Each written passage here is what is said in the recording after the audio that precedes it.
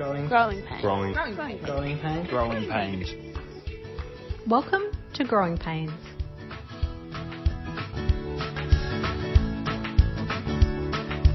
Food is something that we experience from a really young age. We all remember meals that our parents and loved ones cooked for us, and for most of us, food forms a vital part of our culture and brings back our earliest lived memories. As you move from childhood to adulthood and are thrust into the world of managing your budget, it can be difficult to explore your passions around food whilst also sticking to your budget and paying the bills. So how do you embrace good food on a budget and maybe even create a pathway for yourself into the food industry? My guest today is a seasoned professional when it comes to food. It all started when a 12-year-old Johnny DiFrancesco began working in a pizzeria after school so he could buy a pair of sneakers his parents couldn't afford. Working his way up the ranks, Johnny developed an undeniable love for the food he was creating, and by the age of 15, he was hooked. The time came for Johnny to head off to university and begin a degree in engineering. It was during a first-year lecture when Johnny found himself daydreaming about the physics of pizza dough, and he realised he was taking notes on the wrong subject.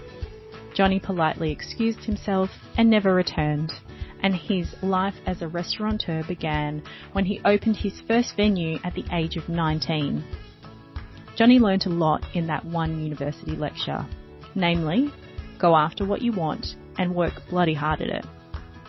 Starting from that lecture, we fast forward through a few burnt slices and an extended trip to Italy, thousands of tomatoes with the right amount of basil to launch the now world-renowned restaurant 400 Gradi in 2008.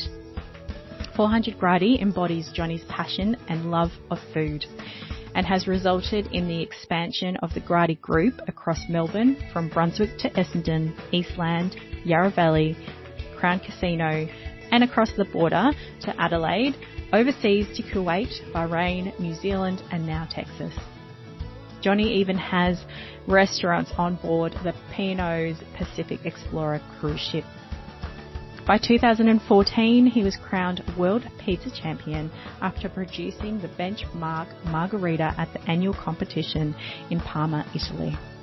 The title has helped him become a pizza mogul and 400 Gradi a household name.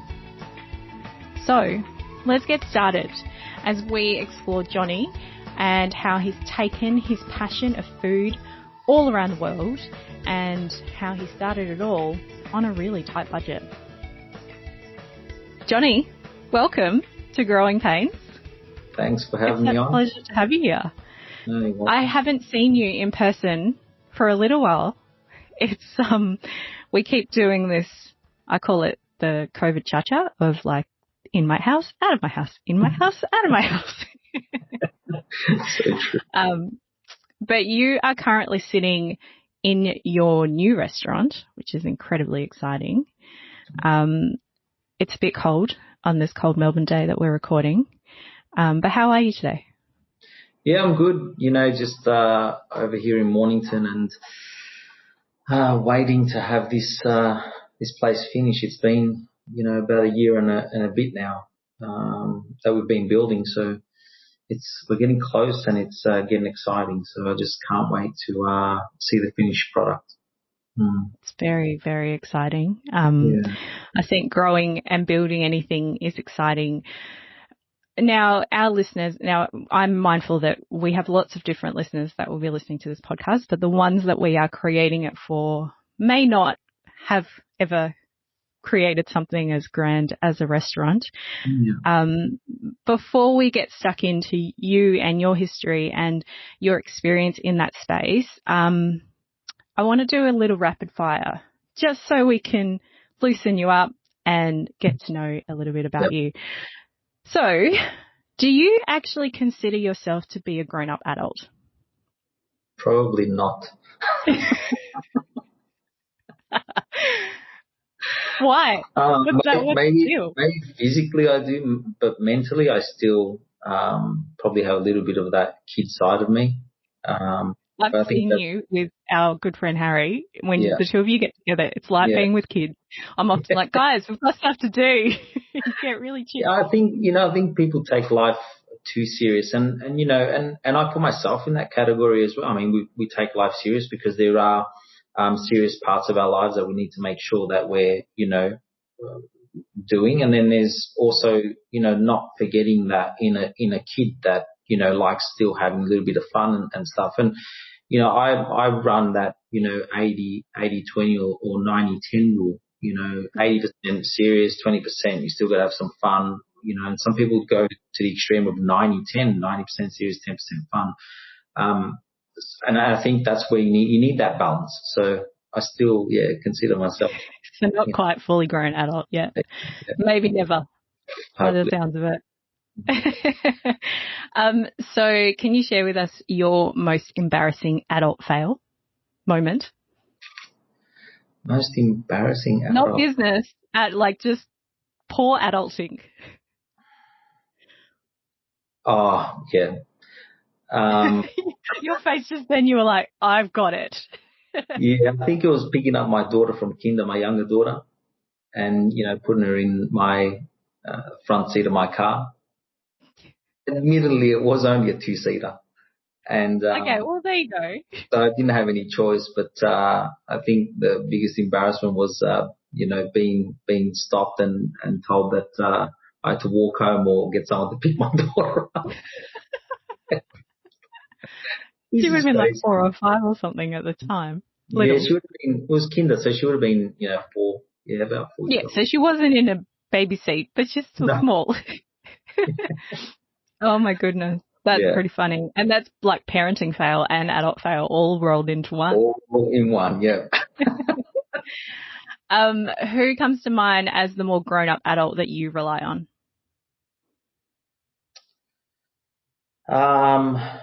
Maybe my wife. Yup. Yeah. I think my husband would say the same thing about me. Maybe. Yeah. I think so. I think that's probably the person I'll go to. Yeah. Fair enough. If you were to choose someone to play you in a movie, what actor would you choose to play you today, Johnny today, and then Johnny like in his 70s or 80s? Maybe Johnny Depp. Johnny Depp? Yeah, I can see that. Yeah. So Johnny Depp today, Johnny Depp playing Johnny today. And what about Johnny in his 80s?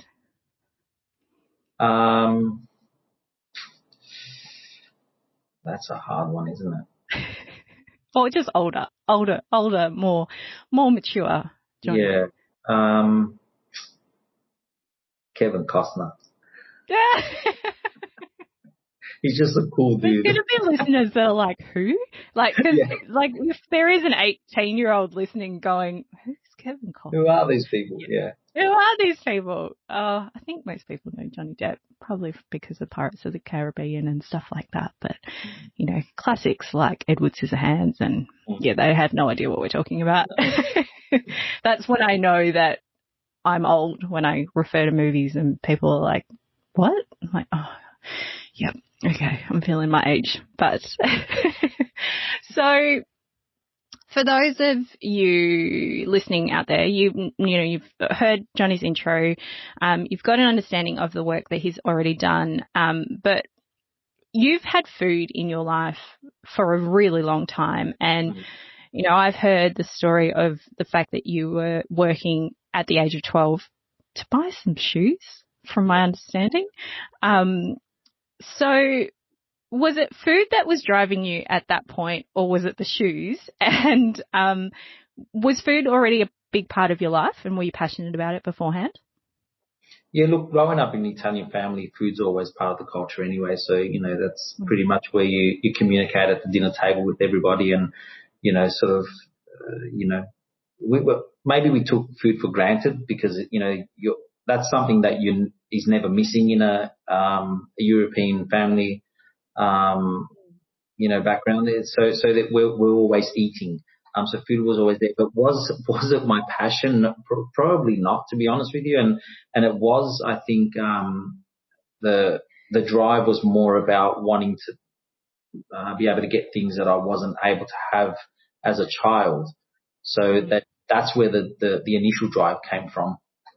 My first passion really was music, so I wanted to be a drummer. And that was something that I was devoted to and did that for a very long time. And then, not having the opportunity to continue that because of, circumstances, I just had to go off and, work. So that was, and then food then become, one of my passions. I think probably at the age of 15 or 16, I decided, this is really what I do want to do now. Yeah. But even at 15, 16, you started taking a slightly different pathway because you were meant to be an engineer. You got about halfway through. Not really. You got a day in, by the sounds of it, or a few days in. That's a really different pathway. And I can actually, my son is on that pathway right now. He's in year 11. He's doing his VCE and he's doing all of his subjects to be an engineer. He likes food too, so maybe he'll change his mind. Let's wait and see. But don't do it. Tell him not to do it. But you had this pathway, and then you changed. What were the biggest challenges that you faced changing from what was a pretty logical career path to something that was really passion fueled? Look, I think sometimes we want to sort of, impress or make our parents happy, and, them knowing that, you're going to university and you're following a career path that's going to have some type of education behind it, etc. And I think at that time that was more my decision why I wanted to be an engineer. It wasn't because I was passionate about wanting to be an engineer. It was more about this will make maybe my parents proud of me because, I've taken a higher education and done something different. So for me to change my mind from going, wanting to be this engineer to continue on the path of food wasn't very difficult for me, apart from what are my parents going to think. But apart from that, everything else was sort of, the stars sort of all aligned, and I didn't need to worry too much about it after I got over that fear of how am I going to now communicate I'm not going to do this engineering course. But it was fine because I had the support, both my parents said, do what you think, is going to make you happy, not, it's got nothing to do with us. We're not engineers, so it doesn't really matter what you want to do. Yeah. Wow. And that's really refreshing because that's not always the story. And I even think about my children, and I know you've got kids as well, and it can be hard because you can see sometimes all the work that even gets you into the degree in the first place. You've got to work pretty hard at high school to get certain grades to even apply to be an engineer student.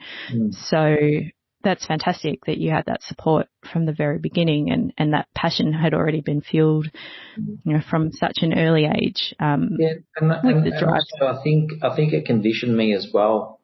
Now in my adulthood, having my own children, I don't have any expectations of what I want them to be. I have expectations of what they want to be and what the outcome for them.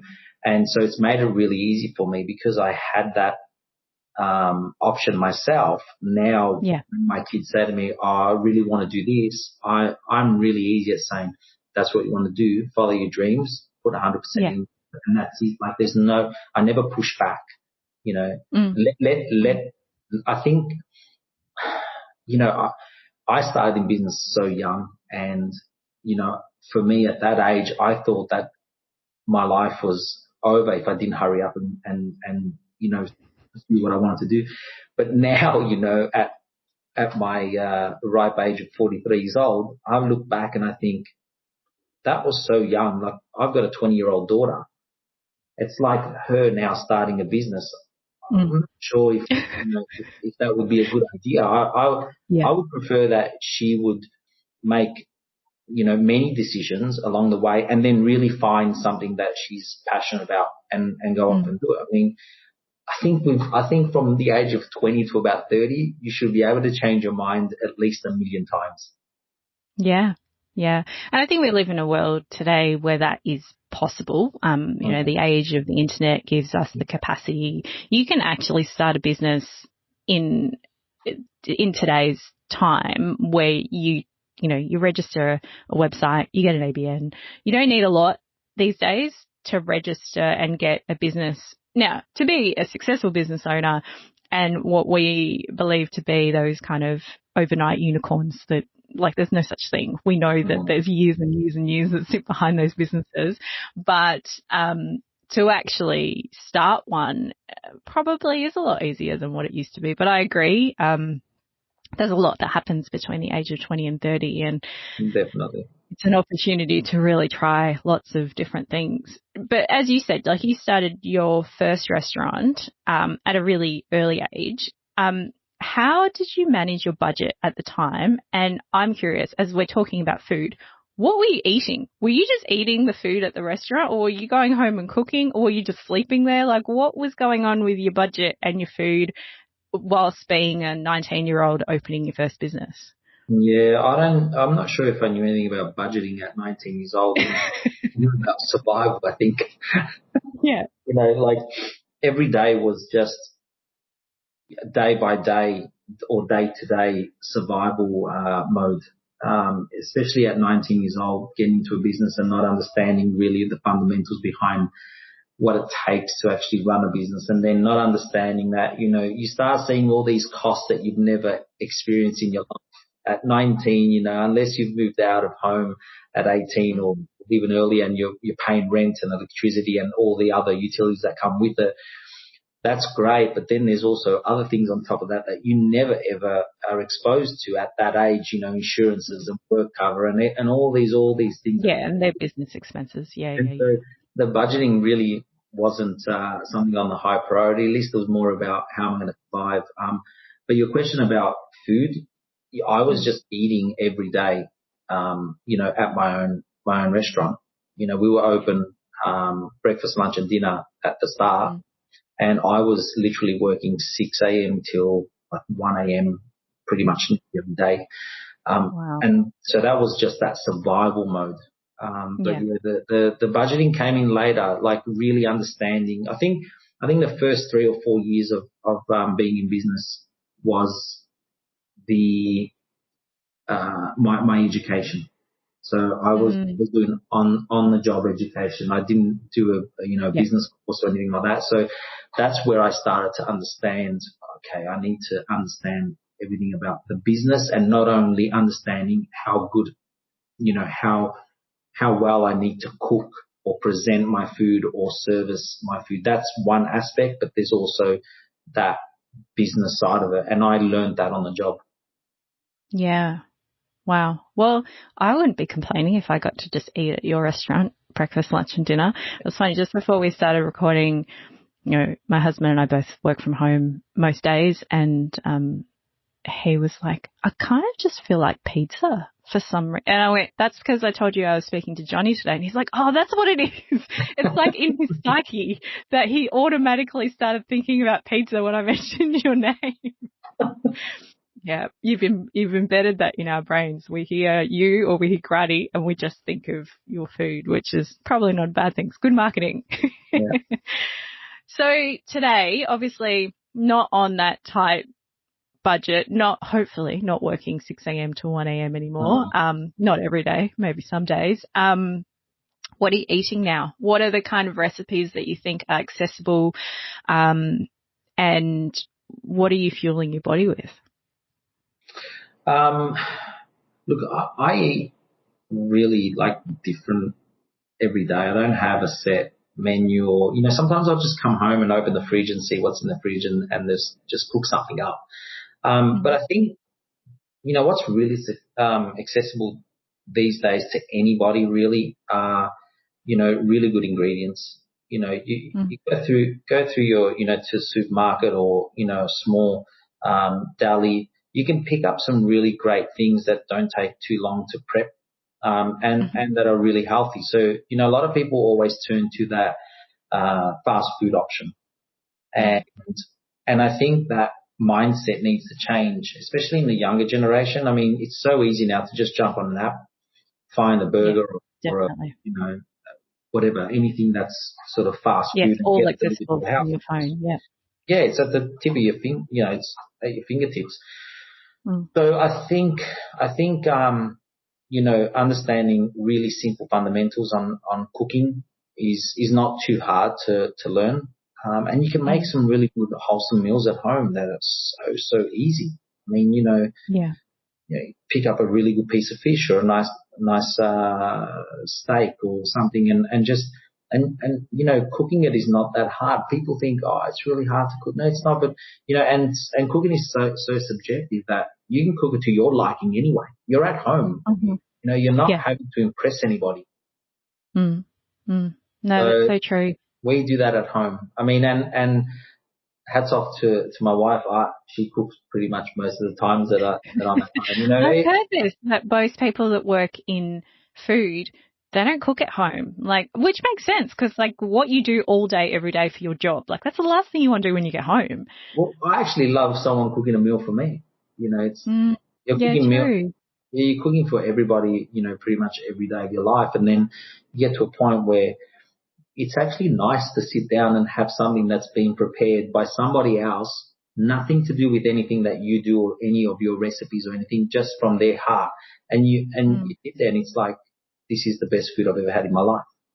And that's because you appreciate that you have that on the table.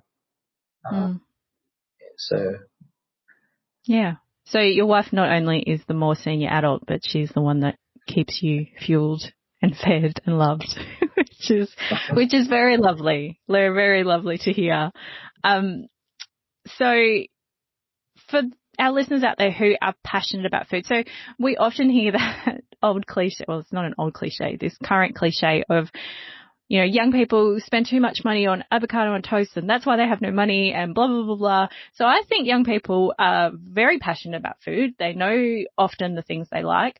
But for those who may have had that hesitance to try foods or whatever else, is there a go-to place where you explore recipes or where you've seen people doing really accessible stuff that people can try? Because as you said, I know I'm a vegetarian and even I know that it's not that hard to cook a steak. I cook all the time. But I've also grown up in an ethnic household where food is just such a part of our culture. Is there a go-to, or is it just obviously we have the internet, so things are easy to find. It's so accessible these days. I mean, you can open up Instagram pages and see people like home cooks showing, what they can cook at home, and you can take ideas from that.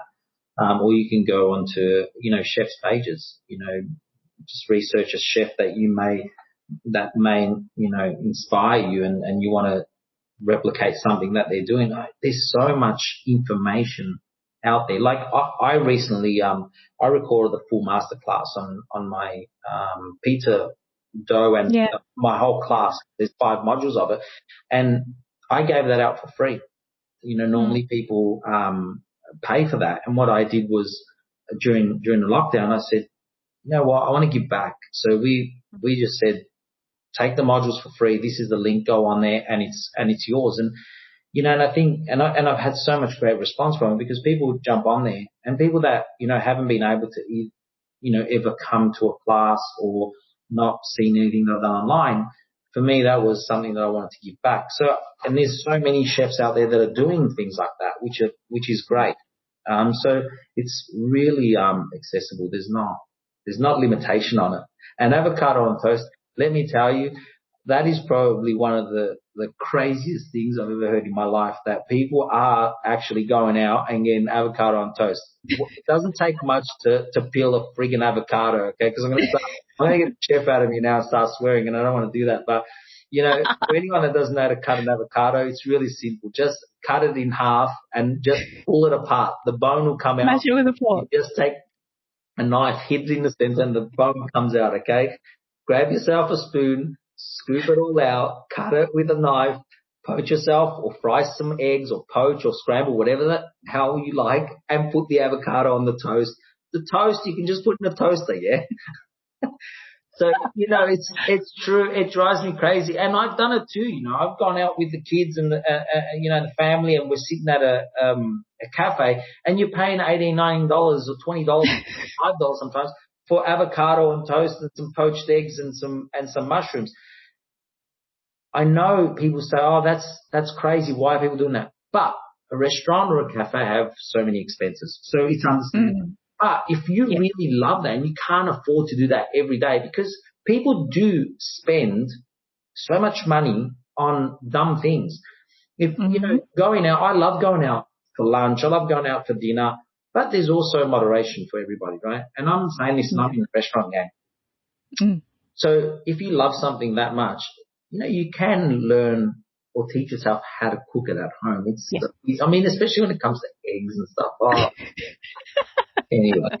And there's if you're not sure how to make good avocado on toast with egg, if that's your preference, just check it out on YouTube. Like, there is a YouTube video for everything. But I agree. I find that sort of stuff quite funny. But I think it goes back to your point though. How nice is it when you can sit down, even at a restaurant, and just have someone put something beautiful on a plate in front of you, and you don't have to wash up, and that even if it's at a restaurant, that it comes from a place of like passion and love, and like the people that are making the food. And that's the privilege that you pay for. That's the privilege that you pay for. I mean, and I hear and I talk to a lot of mates that've got cafes and stuff, and their biggest gripe is that people come in and, example, and, this is a bit crazy, but, someone coming in saying, can I get hot water and lemon? And then they sit there and they're on the internet the whole day and they're using the Wi-Fi and then they don't want to pay for the water and lemon because it's only water and lemon. Yeah. So don't be that person. And there's just that as well. Either order some food or go to the library and use the internet. Yeah, and people sort of, sometimes they think that it's actually, their right to do that, but it's not. I mean, people are running a business and, and I talk about the avocado on toast, but let me tell you, avocados can get up, they can be really expensive sometimes. Really expensive, right? So we need to balance that out. A lot of people, criticize a lot of people that are in the hospitality industry on why is, a dish or why they're charging so much for a dish. We also got to understand that wages are so expensive, and all the expenses that come with it. So it's a bit of a joke about the avocado on toast, but that's just more about, teach yourself. If you can't afford to go out, because you're young and you're starting off and you've got something else on mind that you want to put your money aside for, or you want to start a business or a side hustle or whatever it may be, you need to be mindful of all these little things that you are doing as well. Yeah. You sort of got to give up on those little luxuries that, you see everyone. Well, luxuries out in public, because you can actually, as you said, normally when you run the numbers, you can have those luxuries at home and for a quarter of the cost. Yeah, that's right. And the feeling of making something yourself or just sharing that load with the people you live with or whatever else is really rewarding. And when you start to really explore your own skills as a home chef, home cook, you can really stretch yourself and try different things. And as you said, make food that you like. So you might want to do something in it, like you might look at a recipe and go, actually, I don't like that ingredient, or that's got too much chili in it, or whatever. And you just constantly adapt. That passion of like trying different recipes, just exploring with produce and flavors and things that work for you can make the world of difference. And that's how you can really like explore those passions, and make things your own. Now, you've talked about the restaurant game and the challenges and all the things that you don't really know. But for someone who might be listening and thinking, I love food, it's my passion, I'd really love to enter that space. Is there a clear pathway to not necessarily become an owner of a restaurateur, but like into the food space? Is it, that apprenticeship style, or is it starting starting by just putting your applications into cafes and restaurants? Like, what's the best pathway that you've seen works for most people? Look, I think it depends on what you want to do. So if you want to be, let's say, a chef, if I was starting all over again, I would be going through, the trade school, and I'm talking about proper trade school, not just, these 6-month courses and then they give you a certificate. I'm talking about really doing an apprenticeship. I think that's the best way. And working with, really good chefs. And again, depending on what level you want to get to, and, and I'm not talking about being an owner, but as a professional, if it's a chef, try and work with some of the best that you can find, and also look overseas, look at places in the UK or Europe, and find, places where you can go and do a stage, so you can just go there and offer yourself, just to learn, we're talking, 1 month, 2 months. And I think that's the best way to do it. I mean, that's what I was doing when I was a kid, I would go into places and say, look, I'll work and, don't pay me. I just want to learn and stuff like that. And I know today people sort of frown upon that. But I think it's the best way to learn. I think if you, and I find that if I'm going into a place where I'm giving my time and I'm not getting anything back from it apart from what I'm learning, I'm going to concentrate much, much more. But if I go to a place and they say, oh, we're going to pay you X amount and we're going to teach you, you still want to learn, but at the end of it, you still got that thing, at the end of the week, I'm still going to get paid anyway. Yeah, the motivation is different. The motivation is different. Whereas if you're doing it and there's no, payment for what you're going to learn, you're really going to put, 100% concentration in that. And I did that in Italy. I went and I worked in a few places and I was, never got paid for it. Wasn't worried about any of that stuff. And that for me was more about gaining knowledge that you couldn't even buy. Yeah. That's the difference. And I think today that's what's lacking, in professionals or people that want to get to a professional level. So if you've got that attitude, I think you're going to be above the pack. It's all about the 1%ers, do what, I think it's all about doing what others will find impossible to ever think about doing or want to do, is what is going to make you get on top of the rank. So I think that as for a chef, I think people that want to get into hospitality and learn more about hospitality and tourism and, maybe work in hotels and stuff, that's the path you want to go to. I think you still need to do some type of course, just to understand the fundamentals. At least when you go and apply for a job, you have some credentials, and also people take you serious because you have put your time into learning something about the industry before you even gone and said, I need a job. Because a lot of people see resumes, I need a job, is more about, I just want to be paid. I just want the money. Yeah. So learn about the industry, and there's a lot of books and a lot of stuff online, that you can go to as well. And you can self-teach yourself. It doesn't mean because you go to school, it's going to make you above everyone else. You don't have to go to school to learn cooking or anything like that. It's all about how much you want to learn. You can, there's, thousands and thousands, probably millions of different ways over the internet that you can find. And today is so much easier because you can reach all these amazing chefs that are overseas. Whereas when I was growing up, you couldn't. You had to get on a plane. Yeah. Or buy a cookbook that was potentially out of date. And then that cost money as well because you had to go and buy the book. Whereas today, as long as you got an internet connection, I'm sure everyone with an iPhone or an Android or whatever, they've got internet now, everything you can.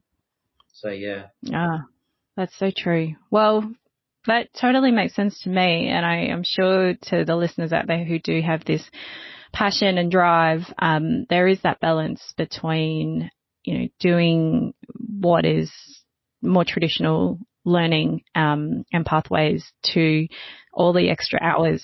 It's the mastery piece of let's, use as many hours as I can to master these skills, because like anything, the more that you invest in something, the more time that you invest, the better that you'll be, and the more that you'll be able to give to your craft. So very much makes sense. Hour rule, I say. Yep. They're the stats. I have so many thoughts on the whole mastery thing. I find it really fascinating. Yeah. So you were already nearly a business owner at 18, but if you went back and gave your 18-year-old self some advice, what would it be? I would probably say explore a little bit more. I would have probably wanted to spend a little bit more time with other people in the industry and probably get a little bit more knowledge and not only understand the cooking side but also understand what it takes to run a business. And I always knew that I was going to get into a business. It wasn't something that I woke up one day to and said, I think I might open a business. That was something from a young age that I always knew that I didn't know what type of business, but I always knew that's what I wanted to do. There was no negotiation in my own mind for that. But I would probably have waited, maybe another, 5 or 8 years, and gained a little bit more experience and then, jumped into a business. Now, in hindsight, I can say that, but also the way I did it, my first 10 years was my education, and it's probably made me resilient and strong in business I am today because of that, because of all the challenges that I went through. It's never been smooth sailing. Even today we find challenges. I mean, look at, the current climate that we're facing, with all these things that are happening. But I think those first 10 years really helped me get through what we're going through now. Because I've already been through so much hardship, so it's not something that I wasn't used to. Now it was, okay, I know what it means to go through hard times, but now I also know what it means to get out of hard times and what I need to do. And that helped me. So in hindsight, I would have probably taken an extra 8 years if I'm talking to myself at 18, but would that have prepared me for what's happening today? I'm not sure. Who knows? Mind you, Johnny at 12, 15, 18 sounded like a bit of a go-getter, so I don't anticipate that comes from nowhere. And I think when you look at the determination even for a pair of Nikes, it's there. You know, if you can survive your way or drive your way to a goal even at such a young age, I think that is normally a sign of someone that can do that no matter what the circumstance. So, yeah, I think, I find that interesting when I think back to what would I have done and what would I change, and often the answer is nothing, but some advice at 18 would have been nice. Mentors, that's something that I never had, and that's, it's something that, maybe I wish I maybe did have, because they could have helped me go, sort of avoid all the errors that I did, because all the errors that I did were just amateur things that were happening along the way. But if I had somebody that guided me, I would have, jumped that hurdle before I got there, and rather than smashing into. Yeah, because you don't have to reinvent the wheel. No, exactly. The mistakes have already been made, and that's right. If you can avoid them, so true. The other thing that I do want to, and I say this also to my kids. I mean, my kids are 20, 17 and 14. And I say this all the time, you know, guys, when an adult is giving you advice on something, it's, you know, it's not because they don't want you to do or that they don't want you to achieve something. It's that they're trying to open your mind to what could happen. Now, most times, if you're talking to somebody that has already done or achieved where you want to get to, I would listen to their advice. But if you're talking to somebody that has never achieved or has never aspired to achieve to where you want to get to, and they give you advice, I wouldn't even listen, to be honest with you. Just smile and then politely excuse yourself from the conversation. Thanks for the advice. Yeah. So, you know, maybe something that, you know, guys that are listening to this right now, if, you know, and I'll give you a really easy example. If you want to be a property investor, don't ask people for advice that have never owned a property.